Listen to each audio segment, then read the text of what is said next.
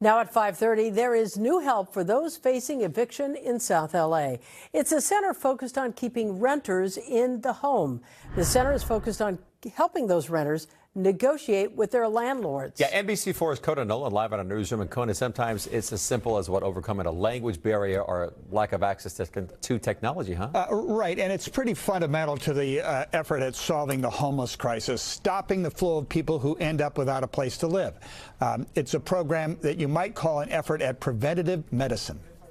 For the mayor of Los Angeles, it's a win. Over just the last 2 months, the office has served more than 1,000 Angelenos who were at risk of eviction, helping them fight and stay in their homes. Just imagine that. That's 1,000 people who could have been on our streets. Mayor Karen Bass on the We Are LA program, now with an office on Crenshaw Boulevard in South LA, offering free legal services and housing-related help to those fearing eviction, such as the case for Serene Nunez, a small business owner, and muralist Trinelli Garcia. As the money wore down and things got bleak, I was asking God, like, how are we going to work this out? And then that's when I learned about the Mayor's Fund. Thanks to the Mayor's Fund, We Are LA program, I was able to negotiate with my landlord and stay in my home. The program is funded by the Mayor's Fund for Los Angeles, a nonprofit started by then-Mayor Eric Garcetti and continued by Bass. The fund's We Are LA program doesn't supply money for rent,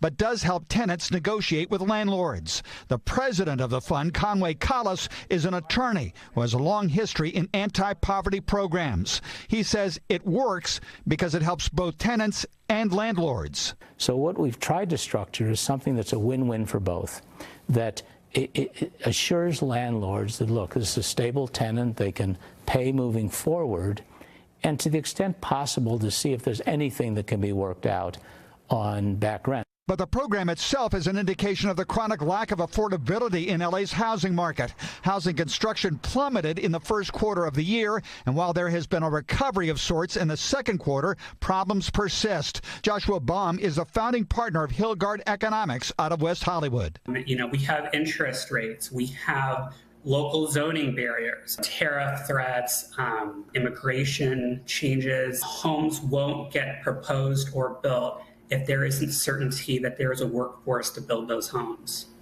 That's a reference to the estimate that 40% of construction workers are undocumented immigrants. Keep in mind that, yes, supply and demand plays a big role. In Austin, they studied the rents there. Some 50,000 units were built over the course of 2 years. Rents went down 22%, an average of about $400 to $500 per unit. I'm Conan Nolan, NBC4 News.